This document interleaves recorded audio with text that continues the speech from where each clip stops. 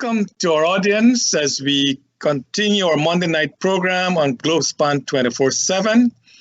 We want to thank Nohar Singh for making this platform available, and of course, Devin Bisu, our technical specialist. We want to also thank all our sponsors who have so willingly, over the past few months and years, they have contributed to this program, and we keep asking you out there, if you think that this program is bringing some sort of information to you, I will ask you to chip in your, whatever you can, and to companies to come on board to help us with this program. Also, I want to encourage you that when you're traveling, this is a season, a lot of people traveling. If you book your ticket through Globespan, I can assure you that they have some of the greatest customer service at Globespan. And the price that you're paying online is the same as you will pay with them, or even less. And the good thing is, if you have to change your flight, they will do it for you. You have no problem, not to call the airline, not calling anyone. They will do it for you. So I want to encourage you, please use Globespan. And if you think this program is informative and you're getting information, please also chip in a small contribution so we can keep this program going. This evening, we have two sons of Guyana that I believe they're not given the credit that they truly deserve. They have worked their life in Guyana, like many of us escaped to North America, but these gentlemen stayed in Guyana and they're contributing tremendously to the services and to the progress of Guyana. So this evening, I want to welcome tonight Mr. Alfred Buhlai. He's currently a professor at the university there in Guyana. And of course, Mr. Gobin Harbhajan, the former Prime Minister representative in Berbice. Gentlemen, welcome to the program tonight. Gobin, you're muted. Thank you. Gobin, your phone is on, your thing is on mute. Thanks for having me, Charles. Okay. Gentlemen, I think I'll be a disservice if I introduce you two. I want you to tell our audience in your own words exactly who you are, what you are doing, and what you're doing today to enhance the livelihood of people in Guyana. Mr. Buhlai, you want to start? Okay. I always wanted to be a teacher, and I taught a few places, and then I taught at St. Stanislaus College, where I went to high school. I was sort of dismissed in 1982, and then I took up a job at the University of Guyana,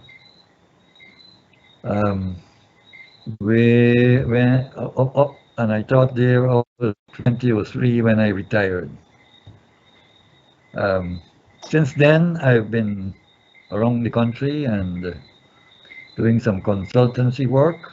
Presently, I'm teaching physics for Texas American University 2 days a week at the Sarasvati Vidya Niketan. This is in Cornelia, Ida, West Coast Demerara. I'm an energy technologist. I studied engineering in Germany. I spent 6 years there, and I studied food technology, specializing in sugar technology, wind power engineering, and energy technology, among other things. Well, at this point, I'm using the energy technology and expertise there to focus on current matters. Most important of all, I'm a religious person, a Christian, and I thank God for life. Thank you, Alfred. So in high school, when you were teaching, what subject were you teaching? Well, I was head of the science department, and I actually taught maths, physics, chemistry, even English. You know, for a while I was a temporary headmaster. At the time, the headmasters were rotated. And so I had to fill in where there were no teachers. But mostly chemistry and physics.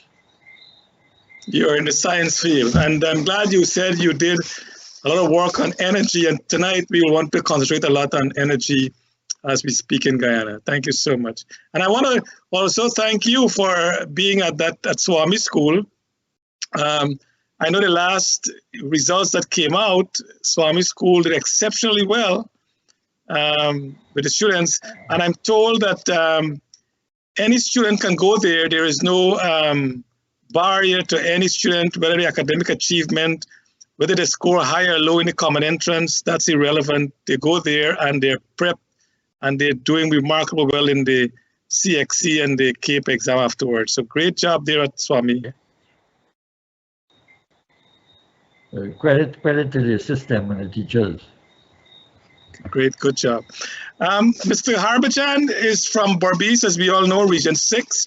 He was a former representative of the Prime Minister there. Mr. Gobin Harbhajan, you want to tell our audience who exactly Gobin is, what you did in the past and what you're doing now? Thank you, Charles. First, Mr. Alfred, I just want to say very impressive educational background here, which I am from the other side of the educational system. I'm more of a flat-foot individual and down-to-earth guy. I didn't have the opportunity to go that far, but God bless you with all those knowledge and what you have. Yes, Charles. Well, for me, I'm from Upper Quarantine.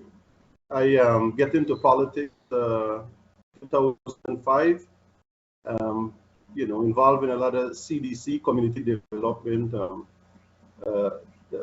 program personally, where I try to improve community and bring awareness to people. And then during those times prior to 2015, I would have interact with a lot of various communities and try to be in different regions to understand what some of the things and people had wanted, that because prior to 2015 a lot of complaining was coming in, so I fall into politics. Being the Prime Minister rep in 2015, prior to that I was executive member of the AFC, which I hold the position there for East Berbice as the treasurer, and during the 2015 election the finance controller for East Berbice. And I was after appointed as the Prime Minister rep for Berbice. I also was lucky to be appointed as the RDC councillor for the APNU AFC, and I served there for 5 years. I was also a board of director member for Guyana Post Office with GPOC for 5 years. Board of director for Skelden Estate Energy Inc., which is SCI, for another 5 years. And also I served as the vice chairman of the Board of Garden, which is a public assistance board, and some other committees in between. So it would have given me a leverage to more be on the ground and understand what's happening. And my whole goal and objective is really not the political end of it, was more of a change and to improve people's lives. And in 2020 August, I resigned from the AFC because I find that we doesn't share the same view anymore. Very impressive resume as well, Gobin. Even though you say you didn't, I like Alfred, who went on to be a headmaster and then also now teaching at the Textile University and at Swami School. You have done remarkably well. Alfred, I can recall some time ago, I saw a report that you used some unorthodox method to evaluate how much gold Omai extracted from Guyana during their forced sojourn. I understand they want to come again. How did you come up with the computation in your estimate of how much gold Omai extracted, and was it on par with what you believe that they declared to the government of Guyana? Well, to the last question, definitely not. No, I had some sort of dealings with Oh My Gold Mines Limited, especially since the cyanide spills. After the first cyanide spills, now, so they didn't know how much, they couldn't say how much was spilled. Maybe they did know, but we have no means of knowing. After the second spill, they still didn't have it.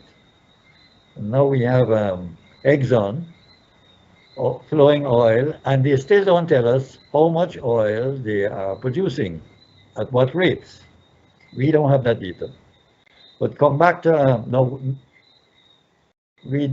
so I didn't know the flow rates, and we only had that OMI was declaring a certain amount of gold, and I had a student there, a chemist graduate, a very brilliant fellow. He was there for a while, and he, as an environmental officer, now this fellow knew chemistry. He was not allowed near the airstrip for obvious reasons. What else can we say?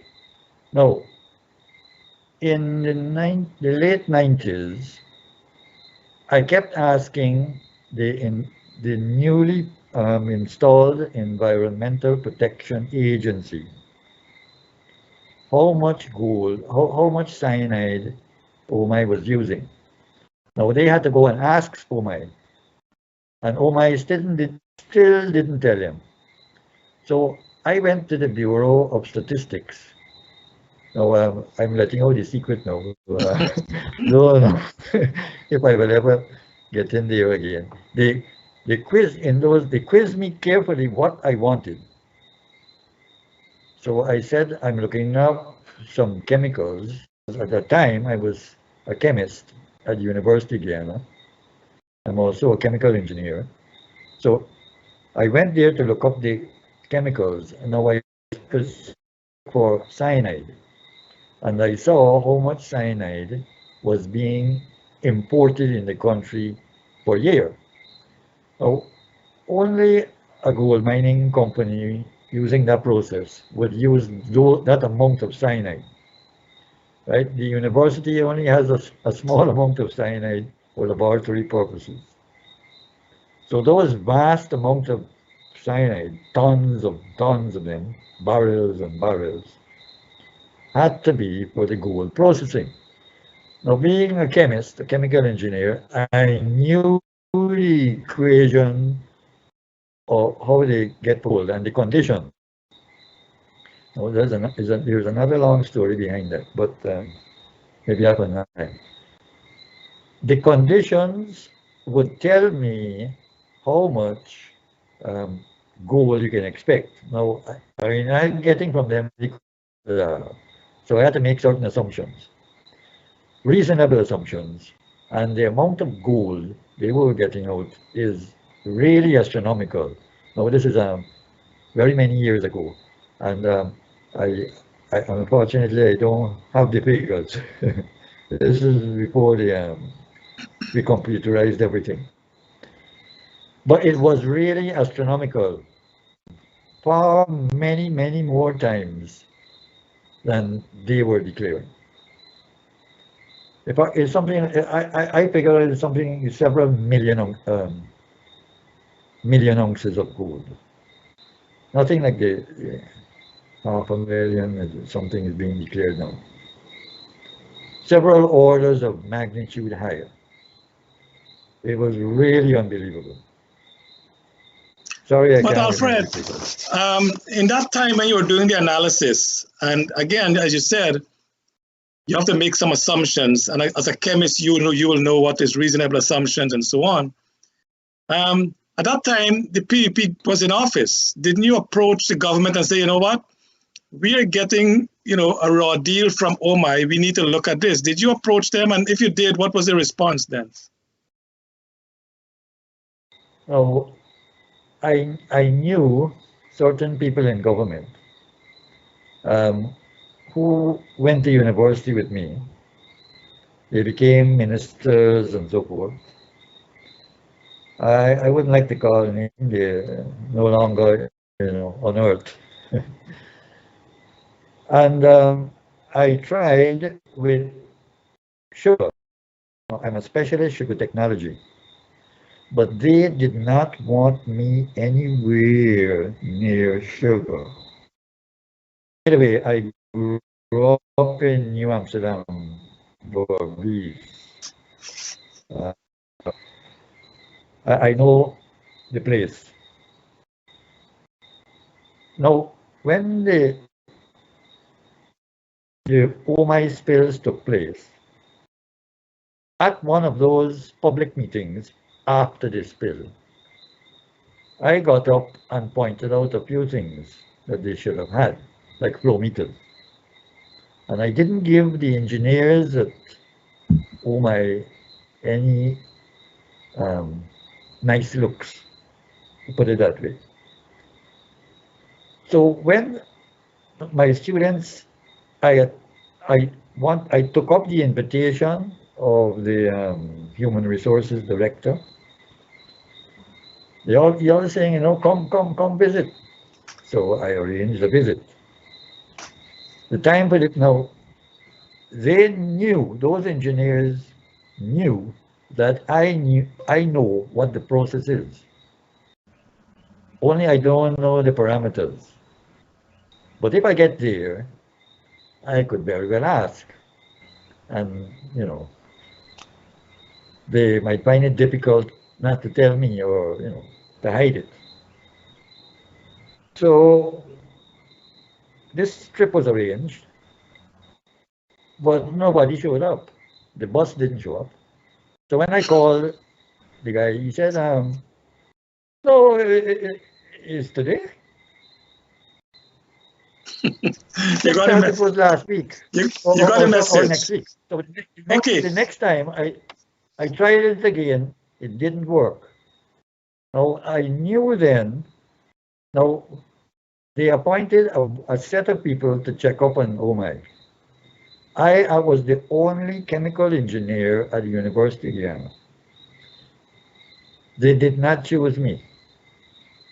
They chose people who were not chemical engineers and who could follow the process that they were doing.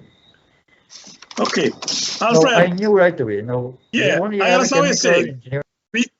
Sorry to cutting you off, but I understand what you're saying. Now, that process continue. We know we're getting still ripped off. We have the Australian company there. We had another Canadian company, now the Chinese. In the last coalition government, did you approach them also and say, you know what, let's look at this production of gold that I think we're getting, we're not getting the true declaration from these people. Did you approach the coalition? And if you did, what was their response? No, I didn't. I gave up. You gave up, okay. I didn't think that I would get a hearing. Okay. From, I tried on other matters, but I got nowhere. So you got nowhere. All right. So you think, in your opinion, before I bring Gobin on, you think in your opinion that the current operators in Guyana, the Australian company, now the Chinese, and we had again another Canadian company was there, are they also giving us pennies compared to what they're extracting, in your opinion? No, there is one thing I must say. I think it was during the coalition time. I'm not sure. There was, I think it's Guyana Goldfields or Troy. When they came, things on the brochure that OMI was never giving me. And I was pretty well impressed. And so that sort of allayed my suspicion. So, I mean, that was one reason I didn't pursue the matter. Not because I give up. So, but I went to their presentations and asked the questions that I asked of OMI. And they gave me without any problem. So I was impressed. Maybe Okay. maybe So you think they are doing it well, but I didn't check. I didn't check after that. so you think we're getting a better deal from the companies now than we had with OMI?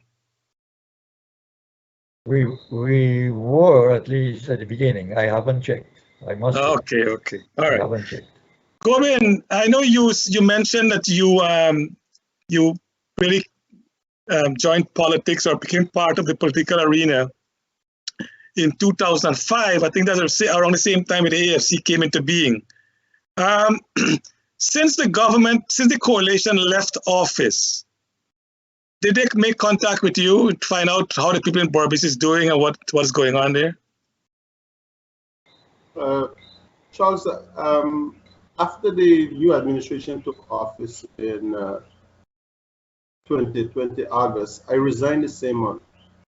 I distanced myself from them and I got my corner and started. I brand myself as an activist for ideas and community development, and that's what I've been doing since then. Yeah, during the time of the dilemma with the election, I would from March to August, I would engage them in what would have been happening on the ground and let them know, that the dashboard was flashing red at the time. So you were in contact with them during that election fiasco when this long drawn out cases, but after that you did not hear from them. I would communicate with them about my dissatisfaction and what would have caused me to cut ties with them. Have you ever been in contact with the former Prime Minister? No, Charles, I didn't. Okay.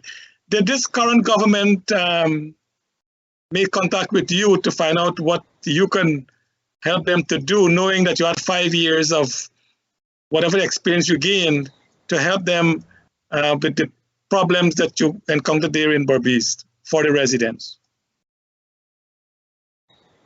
Yes, I would have conversation with a few ministers, and also I engaged some verbal conversation with the vice president and some text with the president, and it was about my my urge to give ideas and what's needed to be done, and not on a complaint level, but with ideas and solution, and they respect that, and I respect that they engage conversation with me. I had some conversation with them.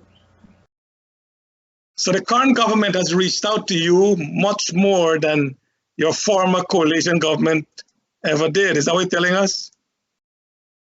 Yeah, they respect my the work that I would have been put out. I must say that with the conversation I have, I have a review with the VP, and I'm sure he would have read up over the years what I've done and what I'm capable of doing. So that's some of the areas that he will maybe understand my strength. And yes, I'm sure some of the current minister would know. Look, I'm a former member of the AFC, 15 year plus. But in politics, some of us move wrong. But I choose that once I resign, I take a different path. That I'm going to focus on development and ideas, and any government will welcome that what I put out there. So I brand myself since then, and I have been doing that. And I may not have a title and a position at this time, but if the subject minister or the agency within that ministry, and I see something, and I will push forward it to them, and not as a complaint, with a solution. I always believe that was one of the main thing what I've done over the past 5 years as an RDC councillor and a prime minister rep was finding solution to problem. I don't believe that problem should stick around too long, and I see the pattern repeating itself lately, and I think it needs to be addressed, because somewhere along the line politically it can hurt political party, as you know what played out in 2015, and then in 2020 the voters make a swing again. Yeah, I think the one question I'm getting, Gobin, is that it doesn't matter which government is in office. You want to see the people in Berbice get a fair share, a fair deal, and that they're well taken care of. And I think that's very magnanimous of you. And I believe this current government also have some confidence in you. And I think it's only time for them to bring you on board to work with them to get things done for Berbice. I know in 2016, Gobin, you had recommended that the road that the government was proposing to do, the all-weather road, to open up new lands in the quarantine. In 2016, you proposed that they use the 58, 59 village area and go all the way into Kanji, I believe. Is that what the proposal was? Yeah. But there was some competing factor within some other leaders in Berbice, but the government finally decided to use your idea to the road that you would recommend. If this happened, and I'm sure the government will do it, what will this new road bring to Berbice? Charles, let me just bring you back a little bit there. Yes, 2016 October, I would have proposed the 5859 farm to it's a farm all-weather road from the public road to Kanji Creek. And I reached some hiccups with the coalition with it when I presented. However, when the PVP took office in 2020, I continued to push that idea. And for me, I don't care who do it once the people benefit. And the thing I want to correct here is that the contract is awarded, the road has already been started, and it's gone a good way already. Contract has been working there. One of the things that bring to not Barbizon alone, Charles, it brings to Guyana at large people who are thinking about going into any type of farming, and it will open up a whole new scheme of housing. Because one of the things is that, take for example, back of Maripo, there was a line tap, and then people live all the way back there. This road is not a road of an idea that what I bring out in 2016. The idea was there in the 60s when the late Shady Jagan would have built the same road with mud, which was a mud dam. They call it the Lang Dam. And when I joined the Upper Quarantine Chamber of Commerce in 2003 or 2004, around the area, then Mr. Sobnat, who was a member of the, I think was a former member of Parliament, would have raised that idea back with Manzuna there then. And I sit with it, and then I see the opportunity when the coalition take government to press it back. And I push it very hard, to be honest. I come with some criticism when this administration take office. There was a fight to put it at a different location, and 52. But like you said again, this administration, the top level see the benefit of me and what my vision was, and my proposal was still wrong. And they invite me in a few meetings, and I engaged the Minister of Agriculture, Honorable Mr. Zulfikar Mustafa, with two members of the private sector. We show him out. I went to the region back. I put it back there to them again. All this happened during this new administration, and they engaged, and we continued back and forth. Who will get maximum benefit, and who will benefit from these lands? And one of the things is some of these are maiden land, and yes, there was a fraction of people who was only looking for this road to go at X point to benefit themselves, Charles. And like I said earlier, as a flat-foot person and who does not look to benefit from this road at all, I find it strange that some people have an appetite just to look for things to benefit them. And I'm happy the Honorable Minister Egel came down. I met with him too. I also met with his team, the engineering consultant. And as a one-man fighting for this road to go where it is at today, and like I said, I got some backing from the private sector. Then President Rafiq from Rosal, he is the president, and a few others like the Nanpasad, and they stand by me, knowing that this is going to be one of the biggest thing ever happened to Berbice for the past 45 years. Was this all-weather road, which will see thousands of families benefit. And not only that, Charles, I wanted to add, and it's very important. I know some reporters going to listen to the program, is that one of the things is that Berbice presently now have approximately 60,000 acres of rice land. Now, those rice land been around since in the 17th or 60s, like old people have said, Janam Jubde is the same land. Now, those days, the family would have been given 15 acres to plant, and then the same family have kids, grandkids, and the same set of land. So there's a scramble for land back there now. And what you do, you have the rent keep going up to 15, 20,000 per acre, and Blackbush is more, and other area in different regions too. So when you do that now, it's the same set of land, and the price is going. So the cost of production will always be high because your overhead for the land rent is too much. So what do you do? So what I did there, many people doesn't understand why I pushed the thing, because that will lower the rent because more land will open up. And more people who never even think about going into agriculture or any kind of farming will now see an avenue to do that, like how Blackbush has been open in the 60s. That's right. So what you're telling us, Gobin, is that Dr. Jagan did have a road from 58, 59 to go down to the back there, but it's a mud road, and right now the government want to make that an all-weather road. Is that what you're saying? Yes, sir. Okay, great. And but before I bring back Alfred, I've received report that in Berbice, a lot of the farmland has been rented out, and most of the people who controlling those lands are living in North America. Is that any truth in those reports?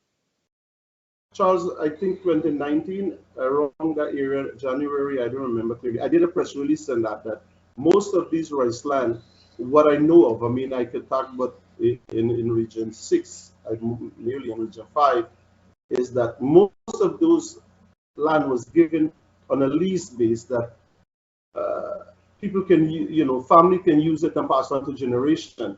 Today it become a prime real estate for people who migrate and they rent it out. So what happened now, what the rice farmer now down here has to do, when crop reach, the person flying from the US and collect 3-4 crop rent, and that's like you got to take a loan to pay them, and they got back, and so the bulk of the money, I think I did a calculation, is $2.something billion. I call it money laundering, going overseas every year, because some of these people fly in just to collect rent. And let me add also, as you raised that, we're talking about most of these rice landowner live abroad. That's true. You can do your checks and that. They come in and pay a little lease and they go back. Also, Charles, the cattle farmers too, most of them are foreigners. What do? They get a couple of little by in the community, throw Guyana, and they will look after these animals for them. And the brand, if the animal involved in an accident or a dispute or whatever case, the real owner live abroad. So these things happening since in the 80s. These brand is from grandfather generation, and when we were in government, I pushed this thing to then Home Affairs, Minister of Public Security, which is now Home Affairs, and I wrote him and asked that if he can recall all the brand and let's re-register it back, because so that's the way you can have more efficiency about cattle farmers in the country. I mean, the whole thing, you don't know how many cattle around you because the real owner overseas. How I come up with that theory in 2018 or 2017, I don't remember clearly, I tried and I pushed for something called a cattle association, which would have been exist, but the people who own the cattle is not no longer here. They either dead, the brand is still using. That's something this current government can look at. I mean, this is just food for thought for them, but I never share this out publicly like I did tonight, but I share the one with the rice. Because if your vehicle hit a cow in the road, you trace that brand. That guy did decades ago. But somebody have a generation, taking care of the animal. And good recommendation. Good recommendation, Gobin. Alfred, I want to come back into energy now. And for our audience out there, you want to know what happened to Dr. Rose tonight. My co-host, Dr. Rose, is traveling at this point in time. So he unavoidably couldn't make it on the program tonight, but be assured he will be back. He's just traveling today. Alfred, some of your team members, like Dr. Jailal and some others, they are calling on the government to scrap the EIA for the Yellowtail well, or the exploration there, the third well from Exxon. Why are they calling to scrap that EIA assessment?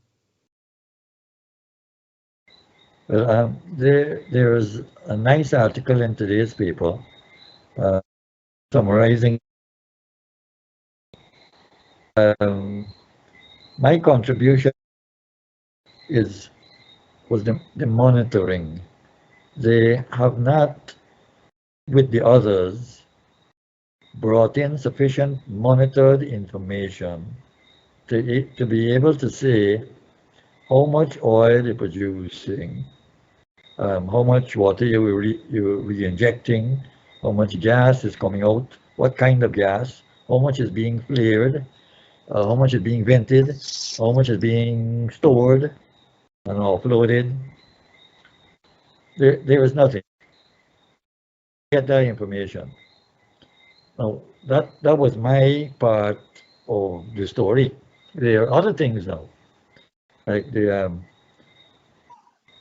fish. There's lots of deficiencies in this EIA, which were asked at the last meeting, which they, facilitated for us, which were not answered, and that's essentially why the thing should be scrapped.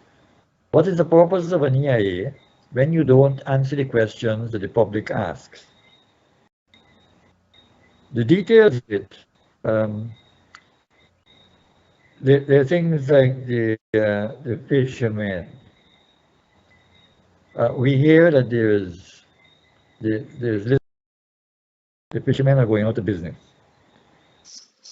Now, we don't know for sure. We can't prove that it is drilling and exploration.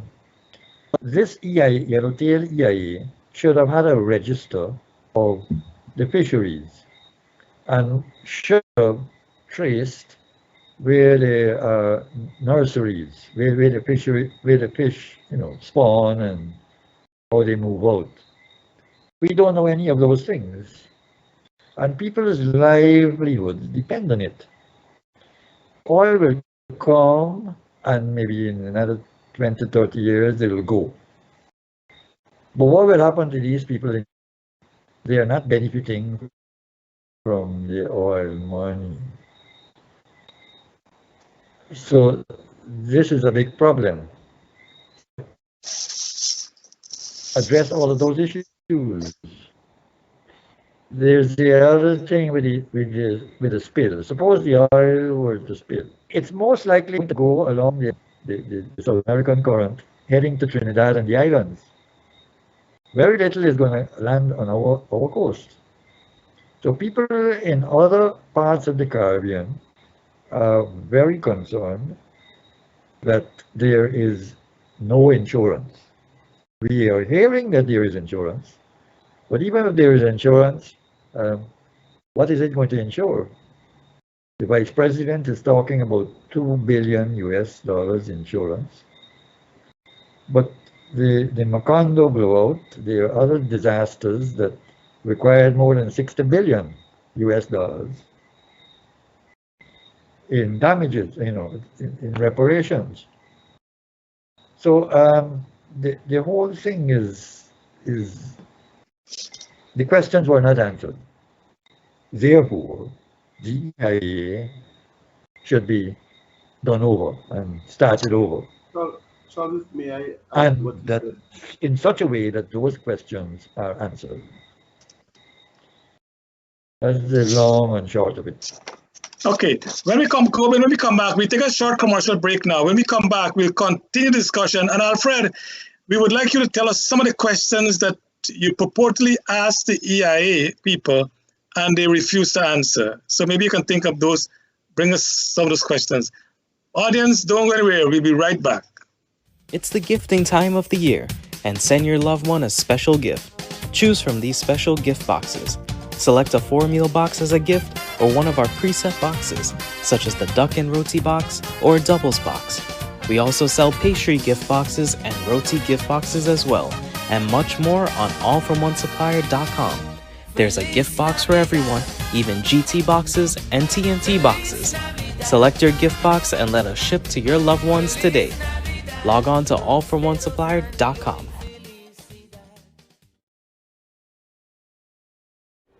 This is a save the date announcement. Couples, family, relatives, and friends, save the date. We are taking our culture, music, and food on our vacation in 2022. Enjoy a vacation plus special events and entertainments. Here are the choices. Guyana excursion May 4th to May 11th. Indian talent competition July 14th to July 18th in Punta Cana, Dominican Republic. Christian Community Week July 21st to July 25th in Punta Cana, Dominican Republic. Curry Duck Curry competition July 28th to August 1st in Cancun, Mexico. Caribbean Week August 4th to August 8th in Punta Cana, Dominican Republic. Battle for the DJ Crown, Soca, Indo, and Chutney style, August 11th to August 15th. Enjoy 5 days plus 4 nights all-inclusive vacation with your own cultural music, food, and entertainment. Meet and greet sessions with the performers and competition prizes. First place prize $2,000, second place $1,500, and third place $1,000. This is a save the date announcement by TravelSpan.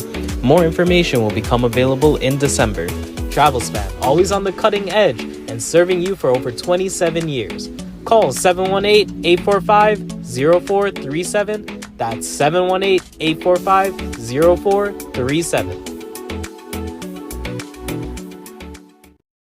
Folks, the Nest Restaurant is the place to dine for Guyanese and Caribbean dishes. It is the best restaurant in Queens. The staff is courteous, and Dave, the owner, is always there to welcome you. So for a memorable dining experience, visit the Nest Restaurant located at 12717 101 Avenue, South Richmond Hill. Go and make a reservation today, or takeout. Call 718-847-4035.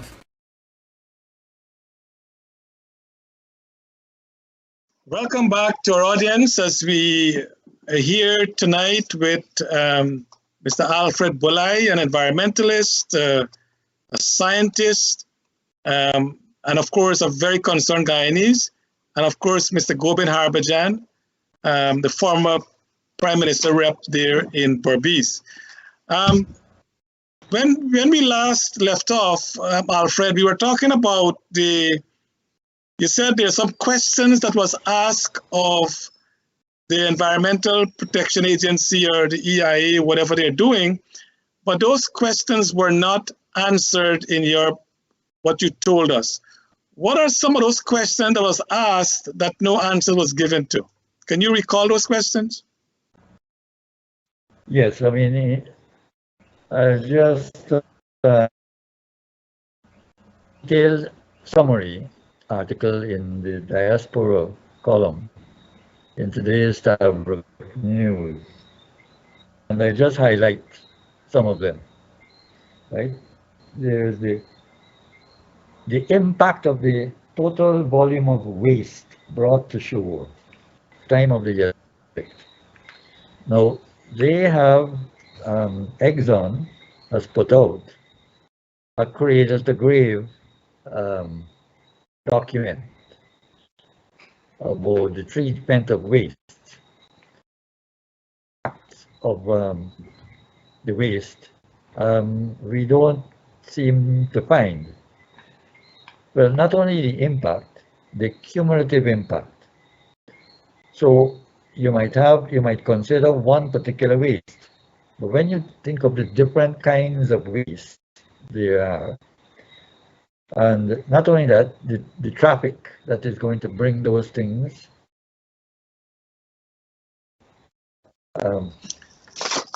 What is not been addressed? Alfred, what are some of those wastes that the oil sector produces in the extraction of oil? And don't forget, we have light oil in Guyana, so I guess the risk factor might be less compared to heavy oil. But what are some of the wastes that they will produce, and how harmful are those wastes to humans and to wildlife and to the environment? Well, I am not an expert in the impact of those things on the wildlife, right? I'm not a biologist. So I leave those to others.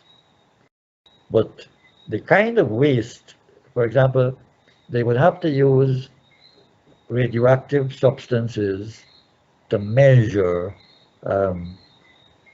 stuff that they're doing. You know, they have to have shore-based facilities to treat the drill muds. Now, over a period of time, drill muds, and they've got to monitor what is happening by means of radioactive substances.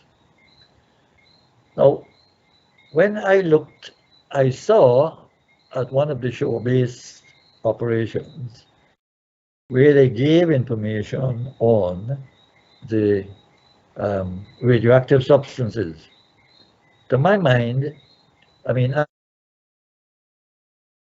I relate, right? I would have been a resident, but this wasn't my job. I wasn't supposed to do that. They were supposed to do it. And what is more, they didn't have any baseline information. In other words, they put out the project summary and the radiation figures, but we don't know what was the background radiation before they had it. And water quality, you know, salinity, turbidity, biological and chemical oxygen demands of the water around the place, we don't know. All we have is what is going to possibly come out from the facilities. We don't know what was there before. The EPA didn't measure it. And yet these things were permitted. You know, they have to have a baseline before you do anything. Otherwise, we wouldn't know. They can always claim that, oh, that was what it was. But there was no baseline data, so we didn't know what it was. Now, that's a big deficiency in those things.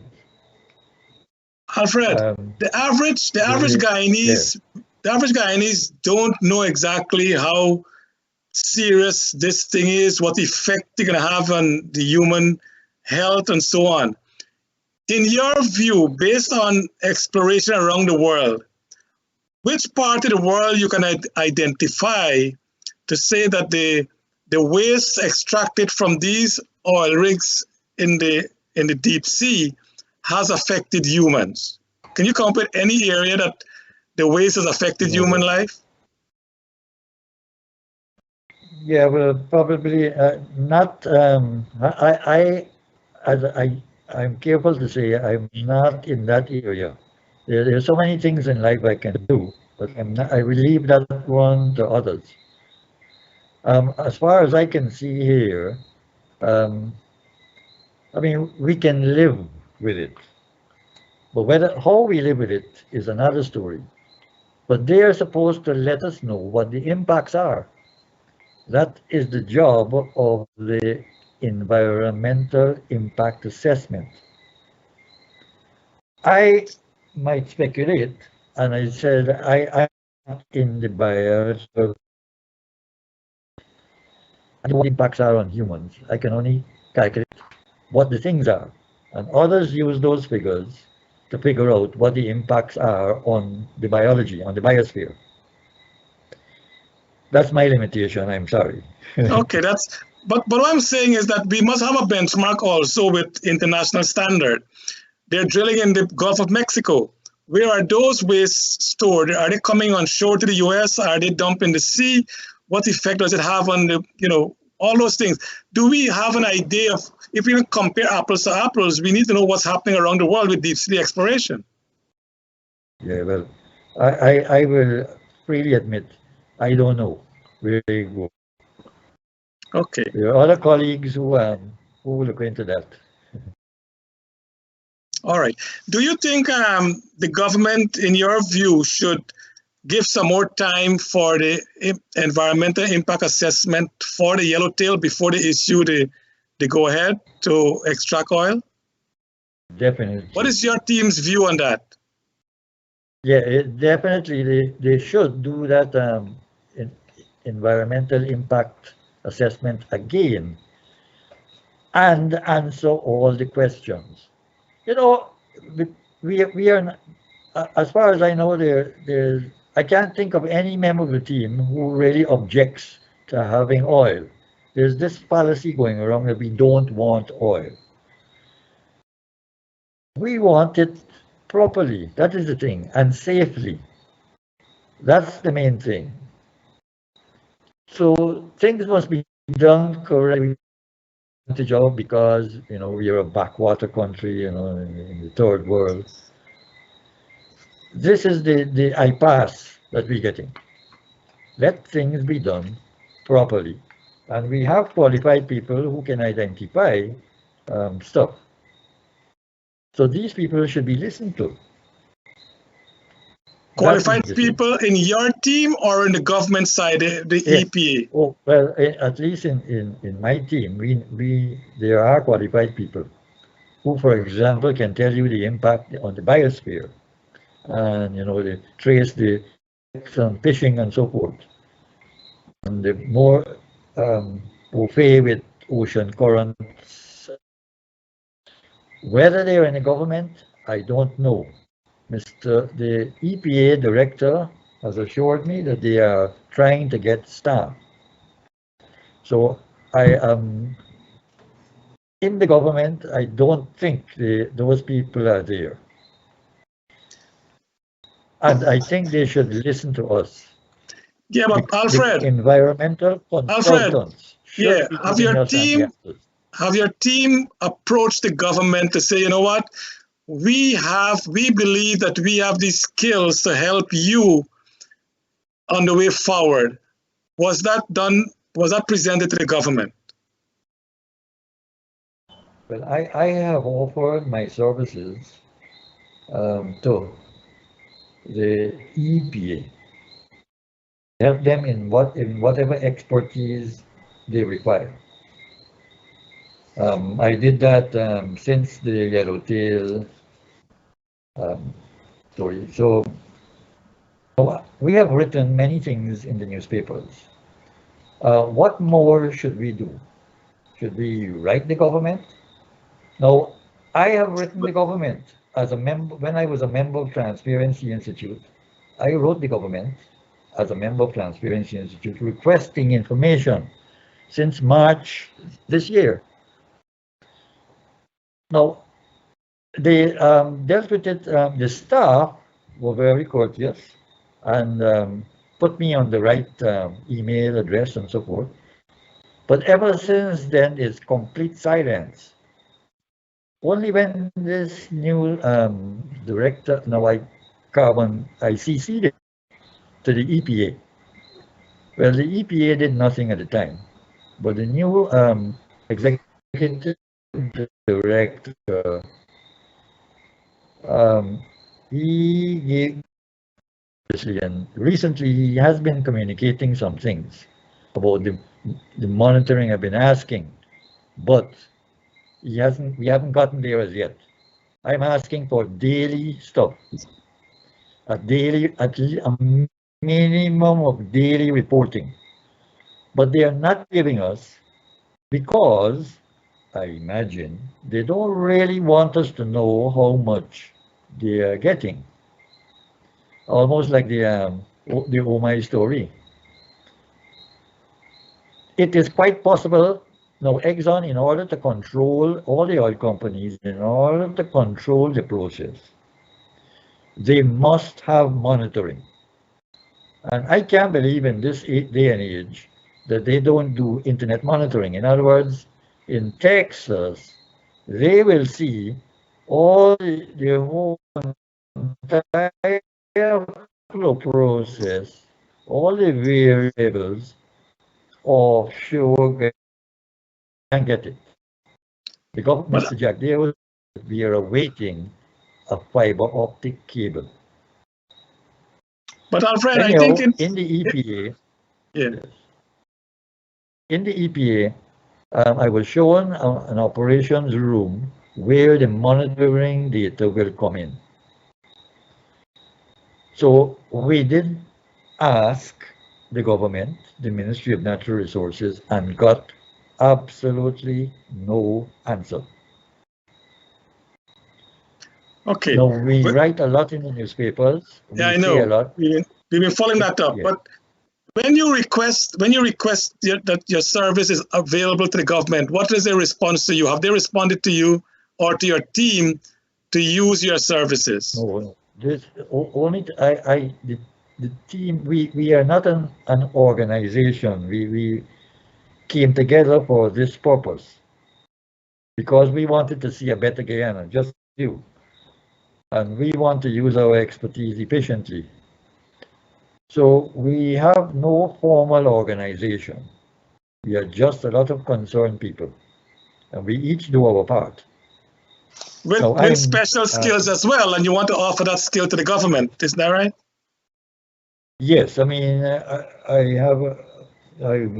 was taken a tour of the EPA by the executive director, and he made certain promises. I said that I'd be checking back every so often. Okay, and I'm sure, I think the president and the vice president, I'm sure they watch this program or they're informed of the program, and they will definitely, I'm sure, reach out to you and your team to see how we can work together for the benefit of our country. Yeah, that is certainly my desire.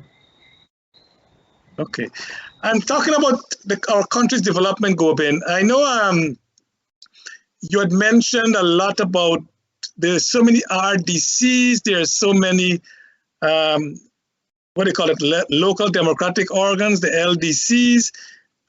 You're looking at all these strata of government, and yet the people are not being serviced. I mean, we're talking about the oil industry, that maybe the structure will eventually, we'll get it right, but the local government and then the regional government and the central government, because recently I was told that the minister had to come to Berbice to take care of the water supply because the water was really bad quality. The minister came and then got it resolved. Why is that still happening at this time and age, in your view, Gobin? Charles, the government has two tier of the way I see it. You have the central government and you have local government. Central government will depend on local government to get the things done, because you at the regional level, and then you have the NDC level, which is the Regional Democratic Council and the Neighborhood Democratic Council. Let me take, for example, East Berbice. You have about 30 RDC councillors, and you have, and all these NDC, approximately over 280 councillors within the NDC and the municipality in East Berbice. Each councillors represent a constituency. These people sign up prior to the election to be a councillor. They know it was not going to be something, a paid job, but it's more of a volunteer, and they will get a stipend maybe once or twice a month if they do serve to the NDC or the RDC. But Charles, what's been happening, and it's not now, this has been happening decades now, including the coalition time, which I was trying to cut that out. And I did a fairly well trying to educate people or bring awareness to them. What happened is at the RDC level, these councillors, the coalition would gonna have some, and the PPP would have some, and they all go there on a monthly statutory meeting. Now, bear in mind, these councillors all sit on committees within the region. You have the health committee, the education committee, you have the agriculture committee, you have the works committee, which is an important one, and those things are, those people are meet monthly. But if the people who was selected to serve at the local capacity is lackadays of what they do, and then central government gonna have the strain, like what you said, the minister has to come down to solve a water problem. That should have never been. Same thing at the NDC level. You have the regional chairman or the vice chairman or the RE will have to come down and look after NDC problem. when each NDC have 15 to 16 councillors. So the thing is this: if everyone or 60% of these councillors do what they sign up for, then we will have a better Guyana in all 10 regions. But that's not been happening. Like I said, you're going to have the opposition going to be at the RDC, and they're going to have this little mini caucus. Same thing with the other side. And what they do, they all have one mindset. Gobin, let me stop. Sorry, I stopped stopping you. But what is your recommendation then? What do you suggest that the government do to remove that bottleneck, to remove that problem so that people can be served? What are your recommendation? Hold the local government responsible for what they are signed up for the NDC, the municipality, and the RDC. They must fetch their way. Some of these councillors attend the meeting at the RDC, and the regional chairman actually reading the minutes, and then they're on a different page. So they're not with the system. Until you fix that, then anytime a minister run into a region or a president, you're going to have a flock of people surrounding them with basic complaints. Things like light, water, drain, dam. Until you get that fixed, that's one of the thing I would have been worked along with when I was a councillor. I was not attending no caucus under no circumstances because I was there. And if the PPP councillors put something forward and it benefit the people, I support it. And if I put, some of them would have supported them. But at this time, Charles, there's room for improvement, because you cannot have the regional chairman and the vice chairman and the RU run around in all the health sector and all the education sector, because these people are not going to get the function efficiency what they're signed up for.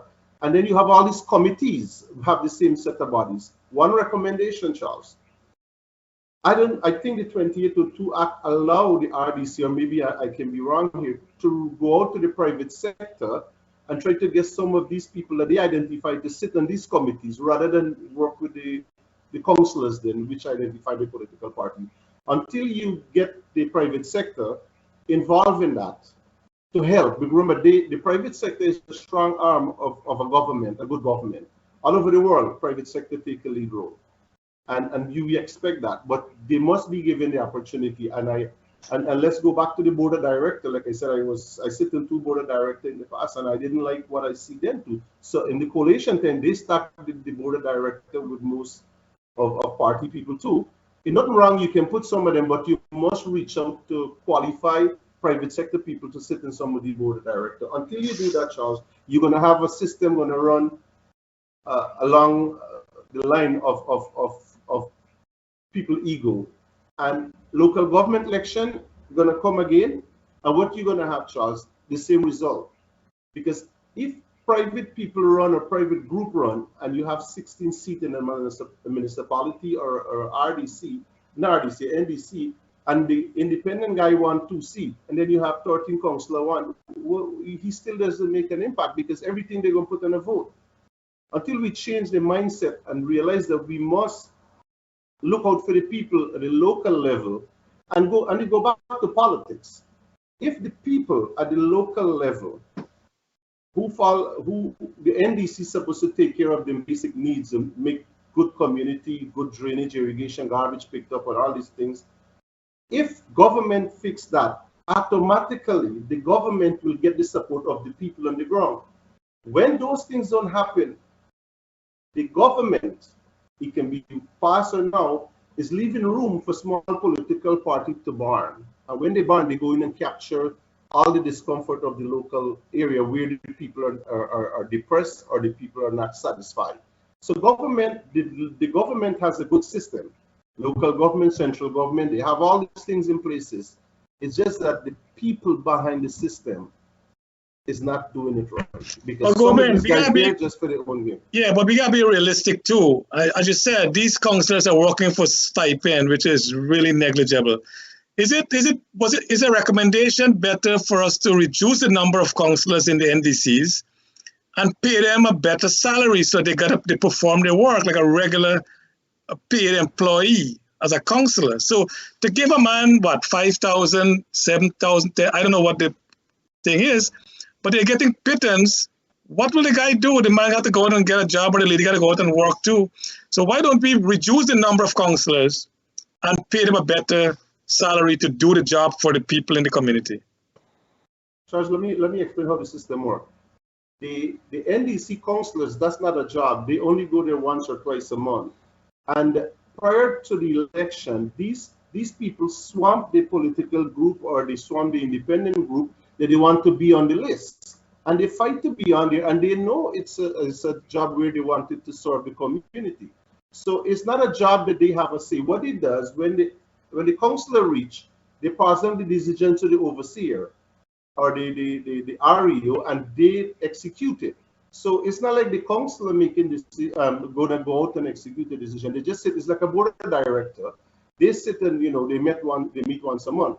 So these guys who sign up for it. So there are each NDC or each region have hundreds of people named on the list. So if a guy felt that, you know what, man, this thing here, I thought I was gonna get X amount of dollars, then you can leave and let the other guy who on the list come in, because there is you have a retired teacher, retired policeman, you have pastors, you have businessmen who feel they want to contribute, are willing to serve on these things. So that's the purpose of the thing. Some people get it wrong that these councillors go there every day. No. Gobin, I know, but we say the same thing, but you're saying it's not working.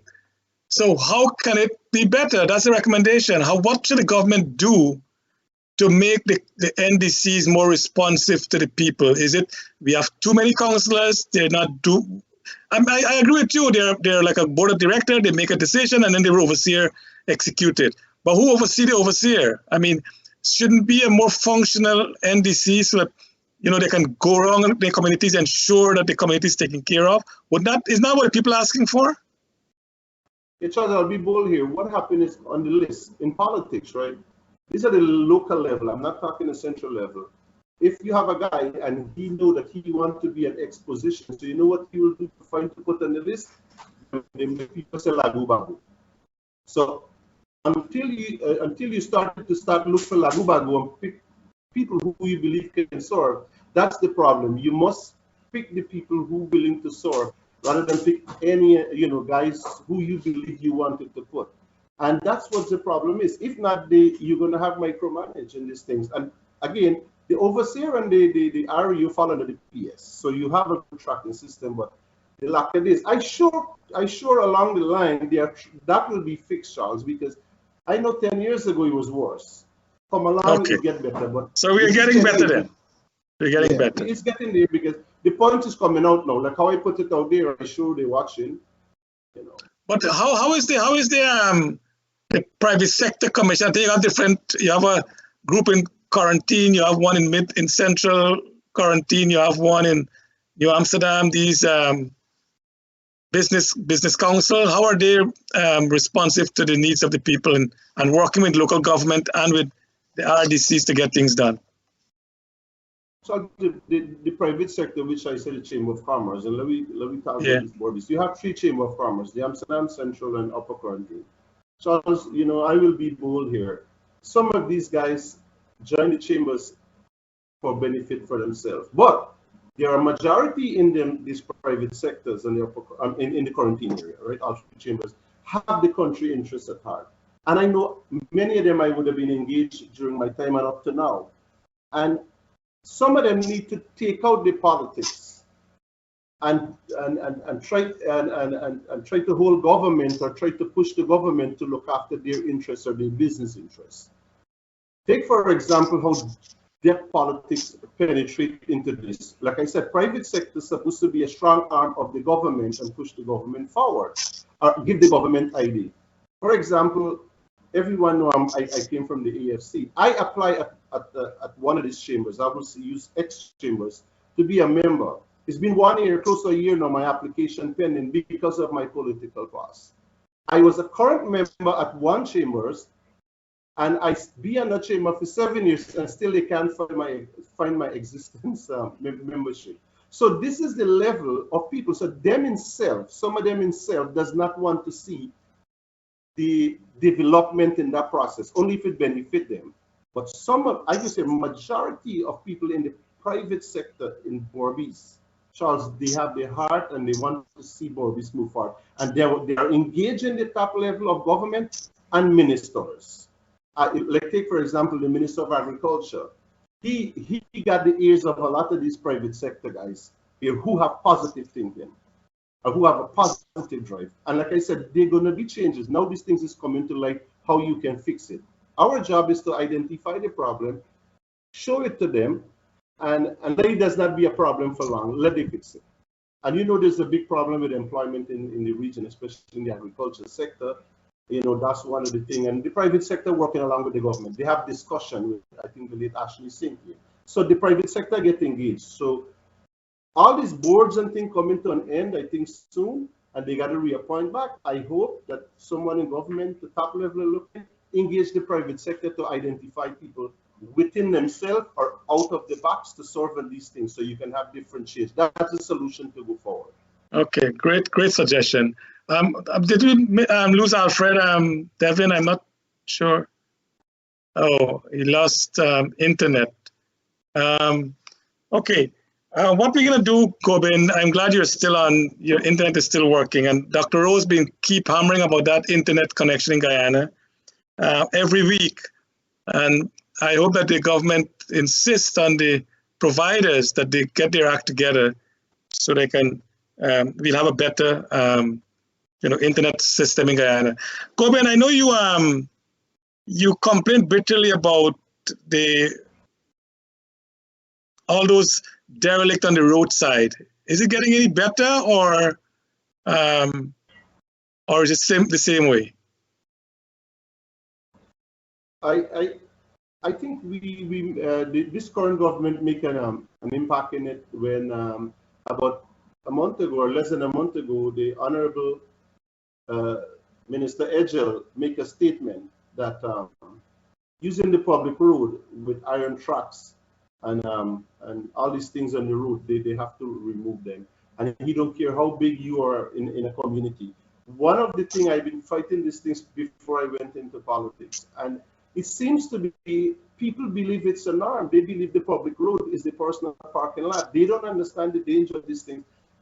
And prior to the coalition going government, the PVP government then would have started a program which would have put light in the entire country. So it's getting better now. So it's getting better. It's getting there, but the road safety committee and so on. All right. I'm glad hard, you know. Yeah, I'm glad Alfred is reconnected. Alfred, let's move on to energy. I know you did some writing on comparing solar energy to hydropower to gas to shore. Give our audience a short synopsis of what the gas to shore is, what the hydro energy is, and what the solar energy is, and which one, in your view, is the most cost effective and which can be done in Guyana quickly to help us with this problem. Because as you recently realized, GPL says they want to increase the energy cost now for consumers, which is, I think, is a ridiculous statement. But what is your view with the current existing operation, the hydropower energy, the gas energy, and the solar energy? Yeah, I'd like to, so the short answer is that solar is best, but it's not solar farms. It's solar power to families, starting with families, far away from electricity. Here are the problems. GPL has so many shutdowns. Now, they're supposed to be getting a smarter grid, and they're supposed to have done a lot of upgrades, but yet we still have a lot of unpredictable shutdowns. Now, there are maintenance shutdowns, but sometimes the thing gets out of hand and electricity just goes. Now, how is GPL having such difficulty in handling currently 150 megawatts, when a miler is slated to be another 165 megawatts, and the gas to shore another 250 megawatts. Now, to enable those things, you've got to have power lines. You have got to have transmission and distribution systems. And the cost for transmission and distribution in the interior to the populated area, from the interior to populated areas, is tremendous. I worked out without the government in the form of Vice President Jack Dew, he put out that the gas to shore, yes, should cost about 7 cents per kilowatt hour. A kilowatt hour is a unit of electricity for those who don't know. 7 cents. They would get it from, both the hydropower and the gas to shore would cost about 7 cents. And the Chinese, who would do the gas to shore, they are going to do it. Sorry, not gas to shore. The hydropower. The hydro, yeah. Hydro. They are going to do it for that amount, 7.8%, something, 7.8 cents, US cents per kilowatt hour, and sell it to GPL, who is going to sell it to the people for 15 cents, 15 US cents. Now, currently, GPL residential rates is 25 US cents per kilowatt hour, and this is subsidized. The real cost is something like 42 cents, US cents per kilowatt hour. Now, if they can manage that, and they have to subsidize the current situation, how can they, well, the hope is that the Amila and gas to shore will provide cheap electricity. A no-brainer, we are told. But this involves a lot of infrastructure, and, well, the Chinese are going to do it for Amila. We are not sure who is going to do it for gas to shore, but plans are on the way. This is a lot of infrastructure. The gas to shore, I worked out, is much cheaper than the Amila, because although you don't pay for fuel for Amila, you've got to pay for the transmission and distribution there. The transmission and distribution, I estimate, for the gas to shore, coming from Wales, will not be as much as the transmission and distribution coming from Amila in the interior. And so Amila, I worked out to be 38 cents per kilowatt hour, which is still more than what we pay presently for GPL. Now, if the Chinese recent figures indicated to me that since the Chinese are going to do it for 7.8 US cents per kilowatt hour, then we should be able to get it from Amila. But there are lots of other questions for Amila. I mean, apart from the transmission and distribution. I mean, you've got to flood an area. You've got to do another EIA, Environmental Impact Assessment. The flora and fauna will be gone.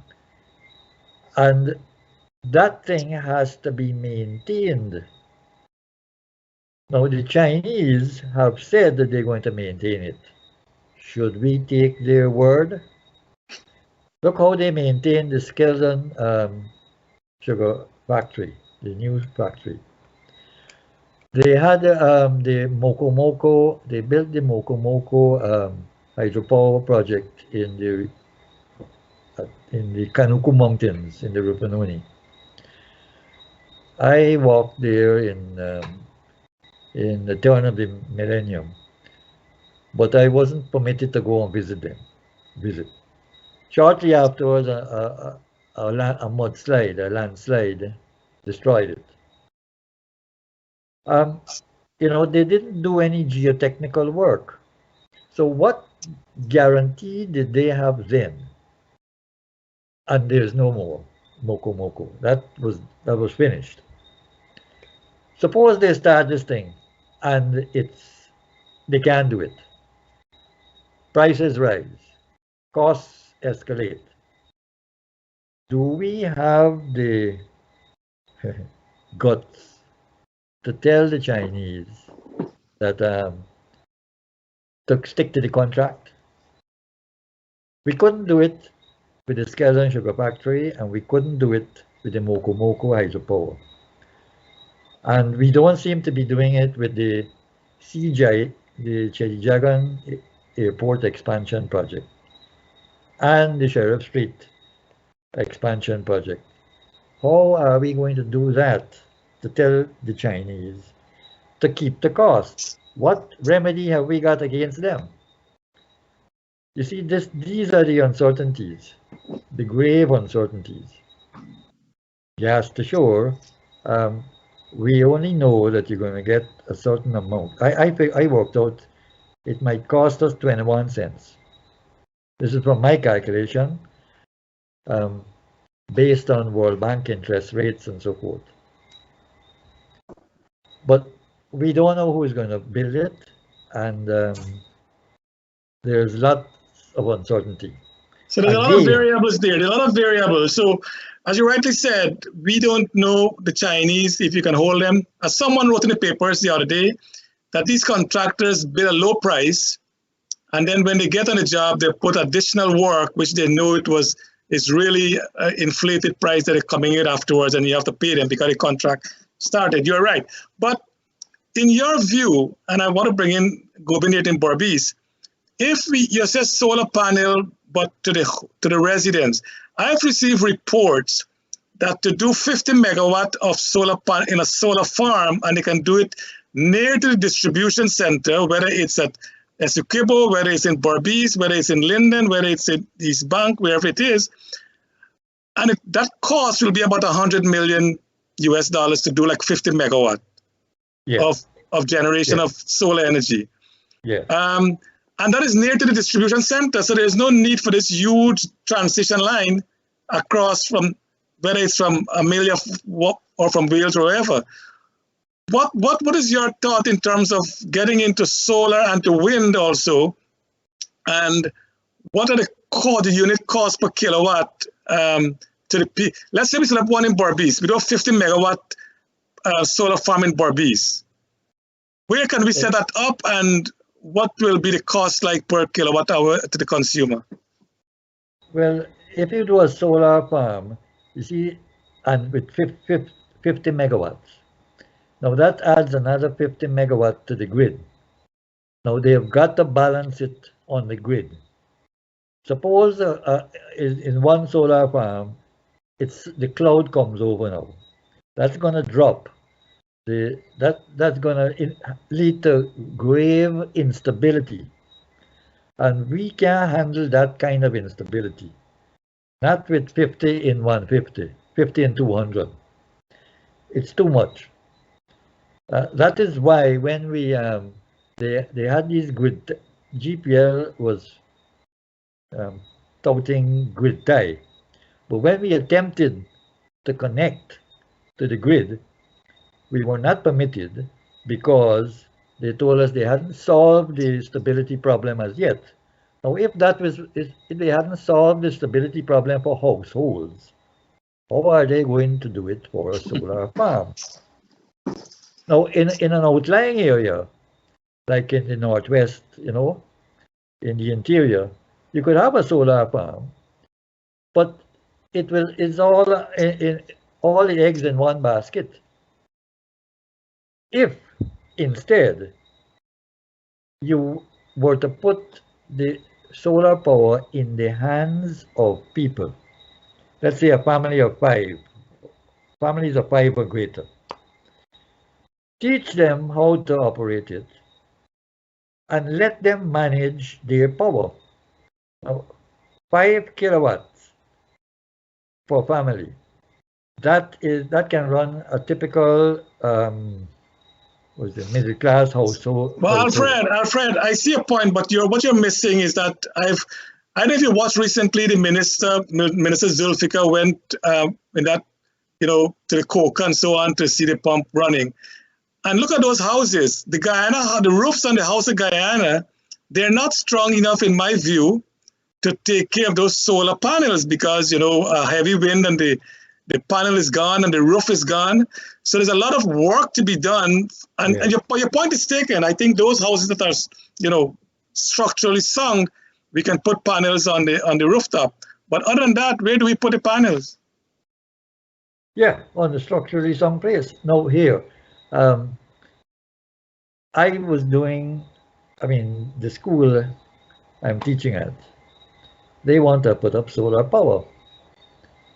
And a school like that, I figured out, among the roof space, they can put up over 100 kilowatts of solar power.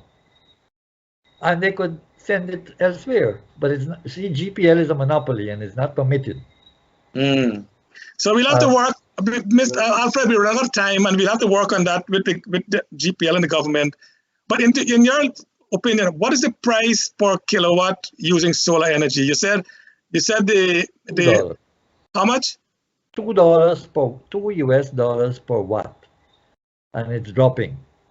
2 US cents, you mean? No, $2. No, this is installation. No. The cost per kilowatt hour. Per kilowatt hour. Yeah. All right.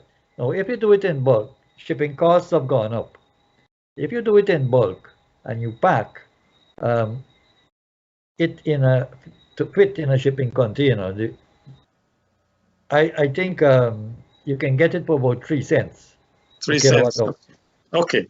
All right. That's a good point. So the gas is about 21 cents. The hydro is about 40 odd cents, you said, and the solar is about maybe, let's say, 5 cents. Yeah, because it depends on the shipping and so forth. Yeah. Gobin, before we close, I know you have to do a lot of work there in Berbice with those animals. Is the animal problem still with the station having those animals starving? No, it's really ridiculous to see how our animals are treated in Guyana. Is it still happening there, or that's changed now? Gobin? It's still happening. I would yes, sure. It's still happening. I think we still have a sheep at one of the police stations since June 1. There was a couple of, I think, 2 starved to death, one still alive. I make sure that's one alive. And I would have engaged the Attorney General a few weeks ago, and he's looking into to change whatever need to change that this doesn't happen anymore. And like I mentioned earlier, one of the problems is that this animal with people who live abroad own the brand, the real owner does not here. In a legal way, yes, the police station will lodge it, but 99.9% of the time, those animals starve to death. Okay. So the only alternative at this now, unless the AG take a strong decision and say, look, photograph the thing, videotape it, and let it go anywhere, let the owner sign some paper to return it back. Okay. And Gobin, I want to express on behalf of this program our gratitude to you. Run from Caribbean to Mile. Yeah, I was going to say that we want to express our gratitude to you for what you have done to those animals. And I think God will richly bless you for going there, taking grass, feeding the animals, giving them water. Because apparently the police, they're not doing a good job just tying the animals there and leaving it to starve to death. I hope our animal, right? And I think based on today's report with Freddie Kisoon, he said Mr. Khan, Mohammed, has contributed a couple $1 million to the cruelty to animals shelter, and I hope that they look at Berbice and across the country to take care of our animals because they need to be treated better. Mr. Buhlai, Mr. Harbhajan, we're closing time now. Is there anything you want to say in closing, Alfred? Yes. In summary, give us information. Treat the people as if we're intelligent, and we give us the information we require. We want the country to progress, but we want to do it properly. We don't want to be saddled with all sorts of environmental disasters.